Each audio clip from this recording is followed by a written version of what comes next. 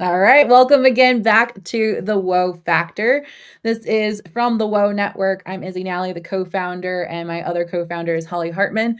And today we are talking with one of our founding members, Katherine, who has quite an amazing story of why she started her business, but also just an elaborate pool of experience. You're celebrating 42 years of being an entrepreneur, a business owner this month, which I'm like, that's so amazing. Yes. You're the pivot queen. You've had so much experience with pivoting, and you're right, like so many of us have had to pivot a lot over these years. Um, but you Yeah. even mentioned you're like, I've owned a business through a war. So tell us more about what you do, why you do it, and how you got started. Well, my story is not unlike some, but it's very unique. I was living outside Washington, and I was working for a women-owned firm, and I was always interested in jewelry. I've always loved jewelry, and I'm a jewelry designer now. I'm also a Parkinson's expert and board certified patient advocate.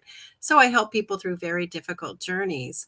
But the thing right now is I look back and I think, why did I do that? And I know the ultimate reason was I had had two miscarriages, and I was working for a woman-owned firm operated and owned by these women in Washington, D.C.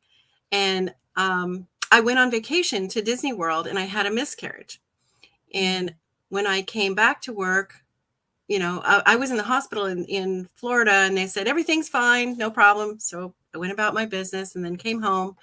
Well, I get home and the doctor said, we've caught you just in time. You need to have a D&C. It is not a complete miscarriage. This is serious. Stuck me in the hospital, did the D&C, and I let my folks know at work. And our normal process was, for if you miss time, you just made it up on a weekend or weekday. And I could do that with the type of work I was doing. And so I got back to work after I had already made up the time and I was docked the pay. And Mm. it woke me up. I had an aha moment like, hey, guess what? If I'm going to work the rest of my life, I'm going to do something I love, which is jewelry and gems. I absolutely adore pearls and gemstones, man. I am a pearl girl. So I started my own business after I apprenticed myself, actually, for a few months to a company in Old Town Alexandria, Virginia. And Oh, fun. she taught me how to do all the inventory, how to sell, how to price, everything I needed to know. And she brought gorgeous gems in from Thailand, like lavender, jade, and pearls. And I was in love. But I got pregnant with my son, and I was very Mm. ill. And so I had to stop working there. And when my son was less than 6 months old, I decided to start my own company. Love It was that. called the Jewelry Search, and I did it part-time while I was working. That's awesome. I think that's a way a lot of us start, right? Is like that part-time, let it build up. And it's led to you now having Cat's Jewelry Magic. Tell us about what you do with that. You said you do some workshops and things along that lines, but you're Right. also working on leaving a legacy for your family. Well, my husband has Parkinson's. He was diagnosed 20 years ago. And since that time, I've become a Parkinson's expert. I've helped hundreds of people with Parkinson's. And I also run a Parkinson's support group at the Forum in Middletown once a month. That's And then awesome. I consult with people who have Parkinson's, dementia, MS, Alzheimer's around the country virtually. The bottom line for me was when I started Cat Story Magic a couple of years ago, and I've had lots of different jewelry companies along the way, but I wanted to create a company where I could give back to the Parkinson's community, to special programs that I know make a difference in their quality of life. and also for the caregivers, for their family caregivers, because I am one. And in Yes. Parkinson's, we call ourselves care partners, which I love. I love But that. the situation really with Cat Story Magic is I create one of a kind creations. I have sterling, pearls, gemstones, and the gemstones are not like sapphire and ruby and diamond and emerald. These are exotic gems that most people don't even know about or have never Love seen. that. And I combine them in these really cool combos, sometimes with chain, sometimes with silver wire. But I also, years ago, taught myself to hand enamel. So some of the items might have an enamel flower or an enamel fish because I love the water. Many of the company I had years ago, I had a 6-figure company. I sold wholesale internationally all around the country.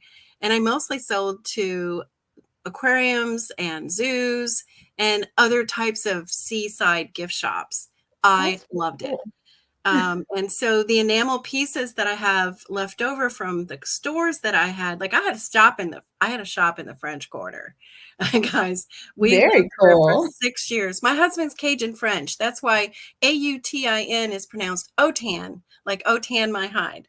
I did not know that. My husband and I both speak French. I speak Italian, and we've lived overseas. And so we have this unique combo with his cultural information and then my background.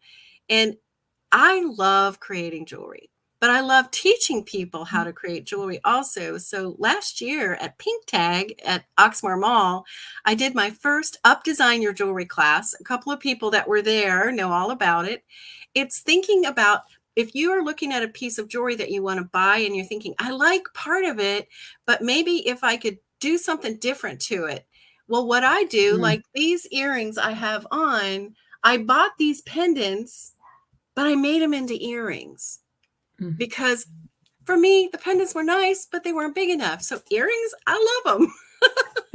So I'll do that. This is an interchangeable. So I do interchangeables as That's well. awesome.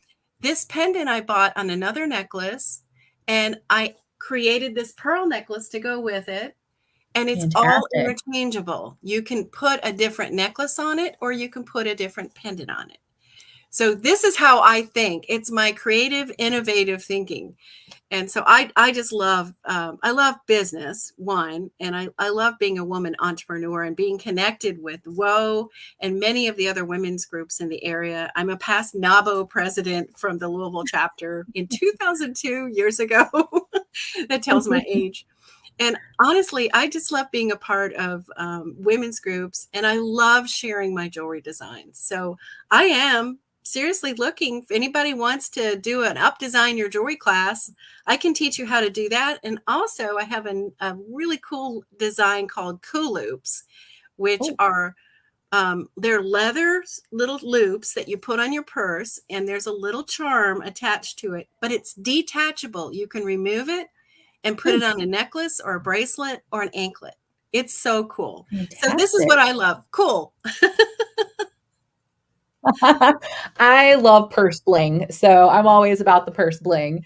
And I love this idea of having a workshop and getting all your girlfriends to like bring their jewelries that they love that they want to repurpose. And if someone was to do that, how much time should they factor in? And like what would that look like if they were to contact you and say, hey, maybe they want to do it for a bridal shower, or maybe they want to plan out for next Mother's Day. Like, what would that look like?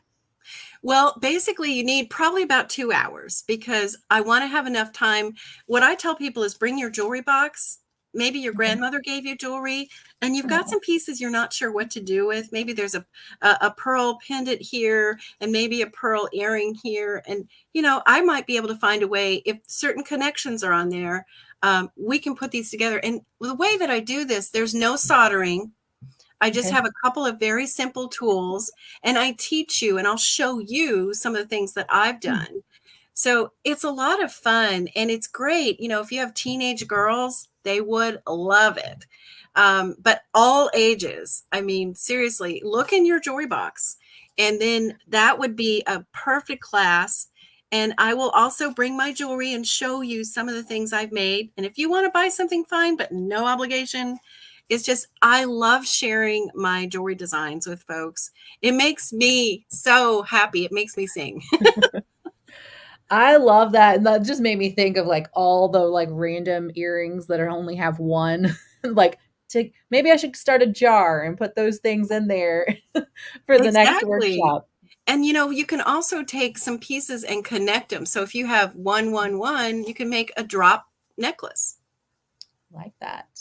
So I there's a lot love of it. fun things you can do. I love sharing my creativity, my unique way of looking at things.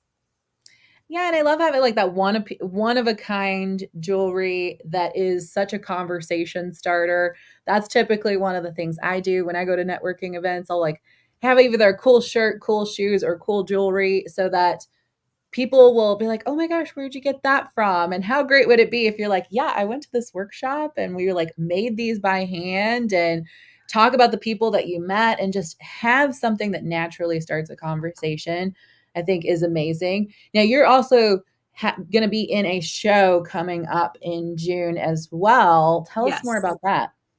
Yes, I'm really excited about this. I went to this showcase at the Ali Center last year for the very first time. This year, it's the 13th anniversary of the new showcase of entrepreneurial women. It's Love June that. 12th from 6 to 8:30 at the Ali Center, at the very, very top of the Ali Center, overlooking Louisville and the river and Indiana. And it's a lot of fun to come and see. These are women entrepreneurs, women who are in all different kinds of businesses, showing our wares and showing our creativity. And it's a Mhm. fun way to support the women in our community and to meet new people. We had so much fun when I went with my friend last year. It's Awesome. just, it's amazing. And it's wonderful to support other women business owners. It is, and there's many ways to support women business owners, like, they could take a picture and share it out so that people know these, like, people like you exist and what that art looks like, because 'cause you've just Right. got wearable art is what you're doing, and being there, like, go grab a friend and go to these so that we are keeping the money in the pockets of our community as well when we support local. Right. And then every time you're purchasing something from me, a portion of that goes to the Parkinson's community. I'm really trying to make a difference in the programs. There's certain programs. There's one called Rock Steady Boxing. My husband Mhm. really benefited from that for several Yeah, years, just before and in the beginning of COVID. COVID changed everything. it did. But it's a real passion of mine, not just to help people, but to try to support the programs that make a difference in their lives. Agreed, agreed. Yes, and there is more in our community, and I always encourage people to, like, educate yourself on the different needs that are in our community, the amazing organizations that are making an impact, even if it doesn't impact you directly, like, it's impacting our community, so I think that's beautiful, and Absolutely. I love, love, love that you give back. I think I strongly encourage most businesses. I'm like, find a way to give back to something. It makes such a If you're benefit. really passionate about something, you can find a way to give back. But I know it's hard. I mean, it's hard running a business. It's hard to make a profit sometimes. We're all fighting for space on Facebook and Google and and all of that. So you do the best you can. But um, I love actually just showing my jewelry in person. Facebook Mm. is fine, but I have a great website. It's that's great. You can go there and purchase, but I love seeing people in person, like that smile when somebody tries something on. It's almost as though I'm empowering them to really show their boldness. You Yes. know, I love that. I love that. So if someone wants to book a workshop with you, if they would like to purchase jewelry from you, or even just talk to you about all the advocacy work that you do, what would be the best way to get in contact? well, best way really is to contact me either by phone or by text. My phone number is Okay. 502-314-8307. Again, 502-314-8307. And then if you want to reach me for the jewelry, you can reach me. My company is Kat's Jewelry Magic. It's K-A-T because my name's Katherine. And it's if you go to catsjewelrymagic.com, you'll see multitudes of pearls and gems and hand enameling, and you'll fall in love with just the colors and the designs. But you can reach me also at email. It's cats, K-A-T-S, at catsjewelrymagic.com. Or if you want to email me, my personal email is KAUTIN at AOL.com. Either one goes, they all go to my personal email. So I have 4 emails coming in all the time. That's the smart way to do it. Not really, because then I get like 800 emails a day or more. So, but it's the Pros only and way I can cons. figure out. I am a 24/7 caregiver for my husband who has Parkinson's, and it makes my life like I can't get up and jump and go Mhm. unless I have a caregiver. Like right now, he's with a caregiver, so I can do this interview and take some time away. And for those who are caregivers, don't hesitate to call me. For those who think you have Parkinson's, you have a family member who has Parkinson's, or you're dealing with something that has to do with some dementia issues, please don't hesitate to call me. I really do want people to know I'm here for you. I've gotten calls at 10 o'clock at night, and if I can get the phone, I will.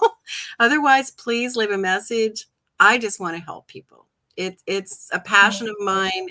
Besides being a jewelry-aholic, that's what I call myself. I'm a jewelry-aholic. I can't help it. You know, if I'm around jewelry, I'll look at everybody's jewelry and go, "Ooh, nice, really pretty." Even watching TV anchors, I'm sometimes, I really like that. I'm like, oh, Noted. she Next would time like I my see you, I need to jewelry. have something on. But if you're a jewelry-aholic, then you notice these things. You do. You do. I think we all have those, like, there's that one thing that really catches our eye and we notice. Yeah, Like, if you're a purse person or a hat person or a shoe person or a clothing person, for me, it's jewelry and scarves. Sorry. When I lived in Italy, I'm addicted to scarves. You'll see me in the wintertime with scarves on. understandable.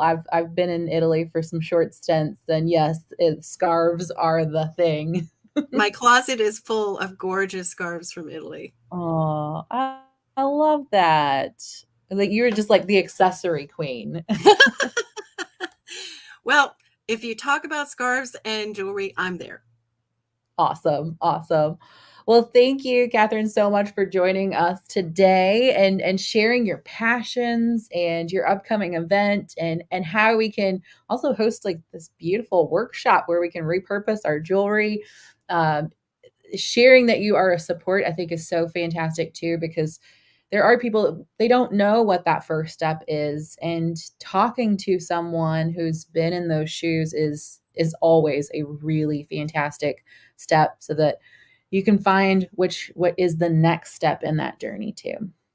I think a big part of it too, and one of the reasons I run the support group at the forum is to help people, even if they are not newly diagnosed. A lot of times they miss things that could make them have a better quality of life, and it also helps their caregivers. If the caregivers don't do well, their loved ones Yeah, don't do well, and it's this a is so team effort. So I love, it's a passion of mine to help people through these journeys. And it's something that, as caregivers or care partners in the Parkinson's community, we need to be out there helping. The other thing is, I have finished writing a book about my journey with Parkinson's, and I am awesome. working on trying to get that published. So that will be coming as soon as I can get it out there. And it's a teaching Fantastic. book. It's my story, but it's also a teaching book.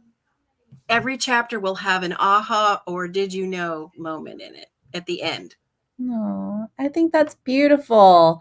Yes, and I love something you mentioned there is like really being open to talking about these things, whether you're a caregiver or you need help or anything along that lines. I think the more we can be vulnerable and be open about these things, the easier life should get.